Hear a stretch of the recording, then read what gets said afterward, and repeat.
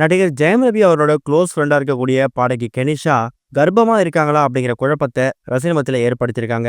அதுக்கு முக்கியமான காரணம் அவங்க போட்டிருக்கக்கூடிய இன்ஸ்டாகிராம் ஸ்டோரி தான். தமிழ் திரையுலகத்துல முக்கியமான நடிகர் ஒருத்தர வலம் வரக்கூடியவர் தான் ரவி மோகன். ஜெயம் ரவி அப்படிங்கிற பெயரை கொஞ்ச நாட்களுக்கு முன்னாடி ரவி மோகன் மாத்திக்கிட்டாரு.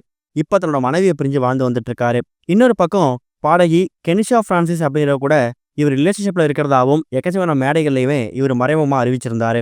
இந்த மாதிரி சுச்சுவேஷன்ல பாடகி கெனிஷா எப்பவுமே சோஷியல் மீடியால ஆக்டிவா இருக்கக்கூடியவங்க. அவங்க அவங்களோட இன்ஸ்டாகிராம் பக்கத்துல போடக்கூடிய பதிவு அவங்க கர்ப்பமா இருக்காங்களா அப்படிங்கிற சந்தேகத்தை ரசிகர்களுக்கு ஏற்படுத்தியிருக்குது.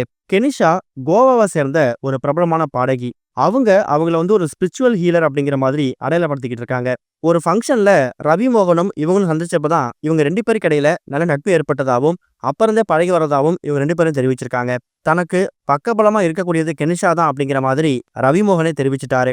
அவங்க தான் என் வாழ்க்கையோட ஒளி அப்படிங்கிற மாதிரி தெரிவிச்சிருந்தாரு. சமீபத்துல நடிகர் ரவி மோகன் தன்னோட பெயர்ல ஒரு தயாரிப்பு நிறுவனத்தை ஆரம்பிச்சிருந்தாரு. அந்த விழாவுக்கு கெனிஷா ஒரு முக்கியமான சீஃப் கெஸ்டா வந்தது பல பேர் மத்தியில அதிர்ச்சி ஏற்படுத்தி இருந்துச்சு. இந்த நிலையில தான் பாடகி கெனிஷா அவங்களோட இன்ஸ்டாகிராம் பக்கத்துல ஒரு ஸ்டோரி ஒன்று ஆட் பண்ணி பல பேர் மத்தியில கவனத்தை ஈர்த்திருக்காங்க. அதை பார்த்த பல பேரு இவங்க கர்ப்பமா இருக்காங்க அப்படிங்கிற மாதிரி முடிவே பண்ணிட்டாங்க.